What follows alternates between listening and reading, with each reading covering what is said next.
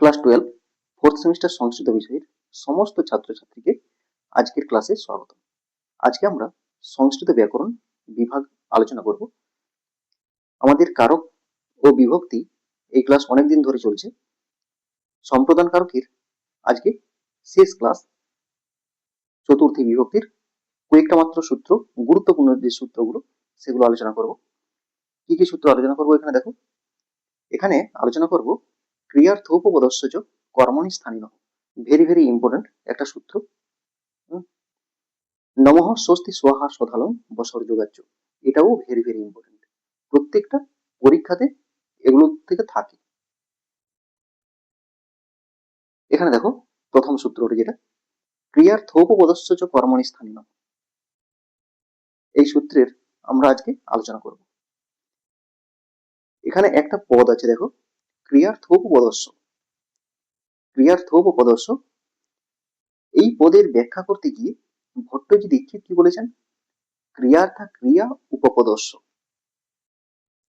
ক্রিয়ার্থা ক্রিয়া উপপদস্য, অর্থাৎ এই কথার মানে কি, ক্রিয়ার্থা ক্রিয়া বলতে কাকে বোঝানো হয়েছে, কোনো একটি ক্রিয়া বা কর্মের প্রয়োজনে অন্য যে ক্রিয়া অনুষ্ঠিত হয় তা হলো ক্রিয়ার্থা ক্রিয়া। সোজা কথায় বলি, একটা কাজের জন্য যদি আর একটা কাজ করা হয় তখন তাকে বলা হবে, শেষ যে কাজটা সেটাকে বলা হবে ক্রিয়ার্থা ক্রিয়া। এখানে একটা উদাহরণ দিয়েছি দেখো, আহর্তুম গচ্ছতি। আহর্তুম মানে কি, আহরণ করতে, আহরণ করা বা সংগ্রহ করা, এটা কি, এটা একটা কাজ, এটা একটা ক্রিয়া। জাতি, জাতি মানে কি, যাচ্ছে, হ্যাঁ যাচ্ছে, যাওয়াটাও একটা ক্রিয়া। তাহলে একটা ক্রিয়া, আহরণ করা একটা ক্রিয়া, এই আহরণ করা ক্রিয়ার প্রয়োজনে কি হচ্ছে, যাচ্ছে। তাহলে এখানে দুটো ক্রিয়া হচ্ছে, একটা ক্রিয়ার প্রয়োজনে আর একটা ক্রিয়া অনুষ্ঠিত হচ্ছে, যেটা অনুষ্ঠিত হচ্ছে সেটাই হচ্ছে ক্রিয়ার্থা ক্রিয়া। ক্রিয়ার্থা ক্রিয়া হচ্ছে জাতি। পরিষ্কার? এরপরে এই যে উপপদ, ক্রিয়ার্থা ক্রিয়া উপপদস্য, যে এরকম একটা পদ পেয়েছি, সেই উপপদ কথার অর্থ কি? উপকথার অর্থ হচ্ছে সমীপে। সমীপে উচ্চারিত পদ হচ্ছে উপপদ। সমীপে মানে কাছে, সমীপে উচ্চারিত পদ হচ্ছে উপপদ।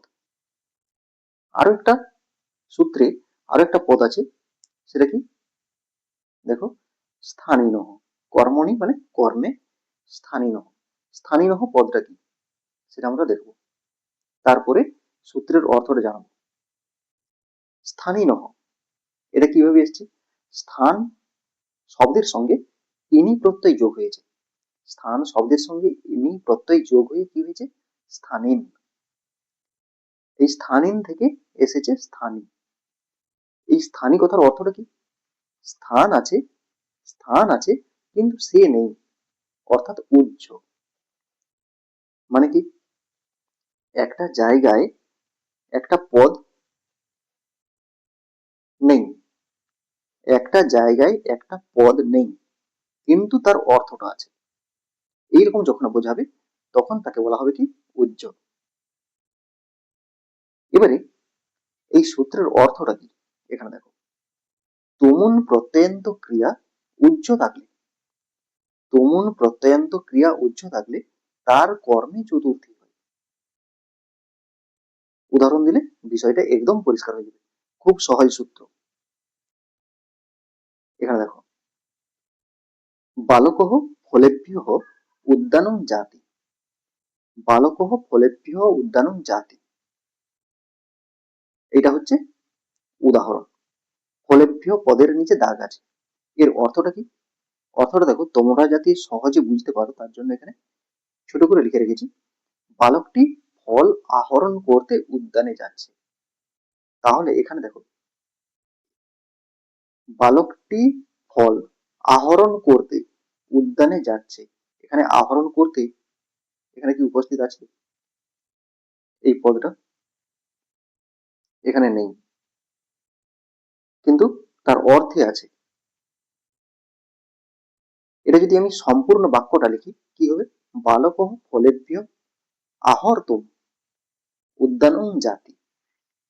তাহলে এই আহর্তুম পদটা উদাহরণ বাক্যে নেই, কিন্তু তার অর্থটা আছে এখানে, কিন্তু তার অর্থটা এখানে আছে। এবারে আহর্তুম আ পূর্বক হ্রিযুক্ত তুমুন আহর্তুম, এই আহর্তুম পদটা কি আছে? উজ্জ আছে। তাহলে সূত্রের অর্থটা কি? তুমুন প্রত্যয়ান্ত ক্রিয়া উজ্জ থাকলে, তাহলে তুমুন প্রত্যয়ান্ত ক্রিয়া এখানে উজ্জ আছে, উজ্জ আছে তার কর্মে। এবার কিরকম সেটা দেখি। বালকটি ফল আহরণ করতে উদ্যানে যাচ্ছে। কি আহরণ করতে? ফল আহরণ করতে। তাহলে কি দিয়ে প্রশ্ন করলে কি হবে? কি দিয়ে প্রশ্ন করলে হবে? কর্মকারক। কি দিয়ে প্রশ্ন করলে কর্ম হয়? তাহলে কর্মকে ফল, তাই কর্মে কি হয়েছে? দ্বিতীয়া না হয়ে চতুর্থী বিভক্তি হয়েছে, দ্বিতীয়া না হয়ে চতুর্থী বিভক্তি হয়েছে। আরো একটা উদাহরণ দিই, দিলে আরো পরিষ্কার হয়ে যাবে। এই উদাহরণগুলোই কিন্তু পরীক্ষাতে তুলে দেয়। নৃসিংহায় নমস্কুর্ম, এর অর্থটা কি? নৃসিংহকে অনুকূল বা প্রসন্ন করতে নমস্কার। তাহলে উদাহরণ বাক্যে কোনটা উজ্জ আছে? অনুকূল বা প্রসন্ন করতে, এই অংশটুকু উজ্জ আছে। তাহলে সম্পূর্ণ বাক্যটা কি হবে? নৃসিংহায় অনুকূলয়িতুম নমস্কুর্মঃ। এই যে অনুকূলয়িতুম, তুম প্রত্যয়ান্ত পদ, এখানে উজ্জ আছে। আর কর্মকে কাকে নমস্কার করছে? নৃসিংহকে। কি বা কাকে দিয়ে প্রশ্ন করলে কর্ম হয়? তাহলে কর্মে কি হয়েছে? চতুর্থী বিভক্তি হয়েছে। একদম সোজা। আর একটা উদাহরণ দেখো, মশকায় ধূমং দেহি, মশা নিবারণের জন্য ধোঁয়া। তাহলে তুমুল প্রত্যয়ান্ত ক্রিয়া এখানে দেখো নিবারণের জন্য, এটা এখানে উজ্জ আছে, এখানে কিন্তু লেখা নেই নিবারণের জন্য।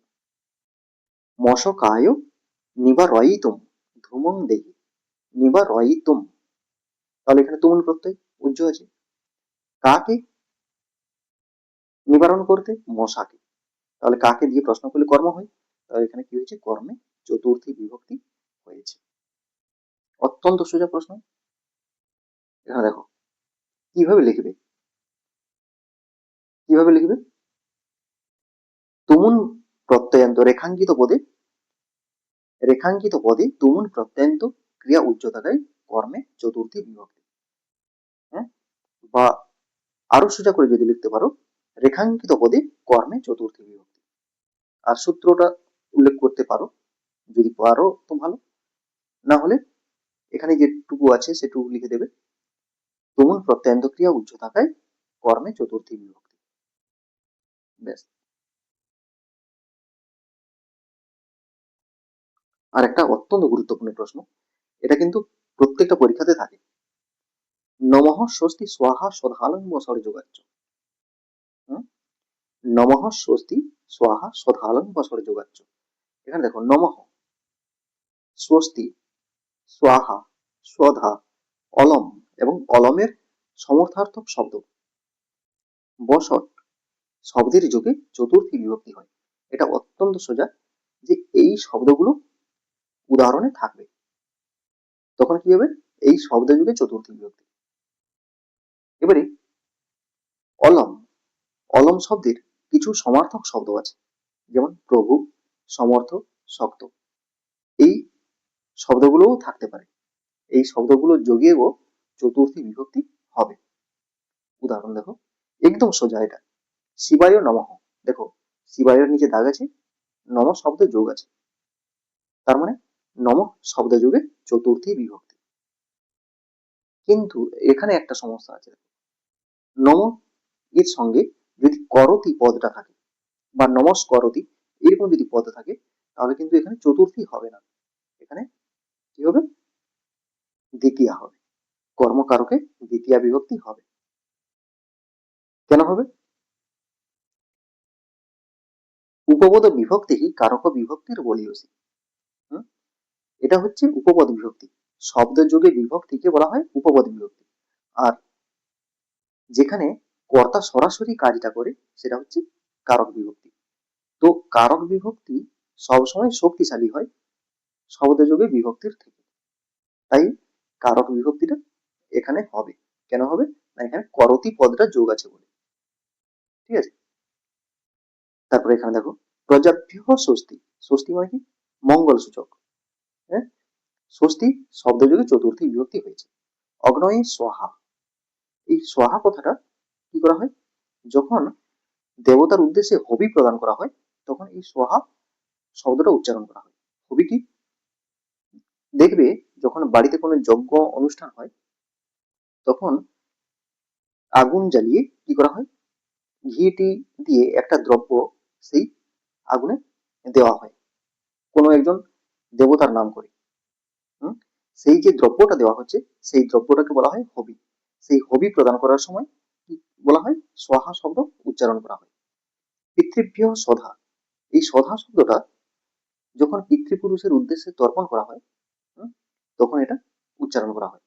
আর বসট ইন্দ্রায়, বসট কথাটা কোনো দেবতার উদ্দেশ্যে যখন হবি প্রদান করা হয় তখন এটা বলা হয়। দৈতেভ্য হরিহি অলম। দৈতেভ্য হরিহি অলম, হরি সমর্থ দ্বৈতদের সঙ্গে লড়তে, সমর্থ অর্থে। হরিহি প্রভু, হ্যাঁ হরি সমর্থ, এটাও সমর্থ, এটাও সমর্থ। ঠিক আছে, মানে সমান অর্থযুক্ত শব্দ। এগুলোর মধ্যে অবশ্যই পড়বে এই নম শব্দ যুগে, এটা ভালো করে মনে রাখবে। এটা তোমাদের থাকার সম্ভাবনা খুবই প্রবল। অগ্নয়ে সোহা, এটাও থাকে, তবে সব থেকে বেশি থাকে শিবায়ের নমঃ বা নম শব্দ যোগ করে দিল, যাই হোক একটা চতুর্থী বিভক্তি করে দিল, বা এটা তুলে দিল শিবং নমঃ করতি। নমঃ শব্দ যুগে থাকতে পারে বা নমঃ করতি বা নমঃ করতি থাকতে পারে। যেখানে নমঃ করতি থাকবে সেখানে দ্বিতীয়া হবে, কর্মকারকে দ্বিতীয় বিভক্তি। আর যেখানে শুধু শব্দ থাকবে নমঃ সেখানে চতুর্থী। এইটুকু মনে রাখবে। এটা হয়ে গেল, তাহলে সম্প্রদান কারকে চতুর্থী বিভক্তি এখানে শেষ হয়ে গেল। এর পরের ক্লাসে কি হবে, অপাদান কারক শুরু করব।